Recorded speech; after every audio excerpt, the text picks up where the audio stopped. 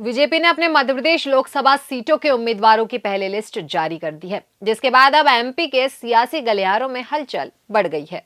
और अब इस बात का इंतजार किया जा रहा है कि बीजेपी के इन कद्दावर नेताओं के विरुद्ध कांग्रेस एमपी सीटों पर किन नेताओं को उतारेगी। लेकिन पहली लिस्ट के बाद भी अभी तक बीजेपी की ओर से 5 बड़ी सीटों पर सस्पेंस बरकरार है। इन सीटों में उज्जैन, धार, इंदौर, बालाघाट और छिंदवाड़ा जैसी बड़ी और महत्वपूर्ण सीटें शामिल हैं, जिसको लेकर अब सभी की नजर छिंदवाड़ा सीट पर अटकी हुई है।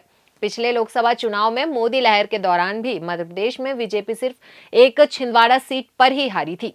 आइए मैं आपको बताती हूँ पूरी जानकारी। मैं हूं सपना और आप देख रहे हैं प्रदेश। इस लोकसभा चुनाव में बीजेपी की ओर से छिंदवाड़ा सीट पर भी अपना दबदबा बनाने की पूरी कोशिश की गई थी, लेकिन कमलनाथ को लेकर पार्टी के ही अंदर हुए विरोध प्रदर्शन के कारण और कमलनाथ और नकुलनाथ के बीजेपी में शामिल होने की अटकलों के साफ होने के साथ ही बीजेपी की छिंदवाड़ा सीट जीतने को लेकर बनाई गई रणनीतियां भी विफल हो गई, जिसके बाद बीजेपी को अपनी रणनीति में परिवर्तन करना पड़ा।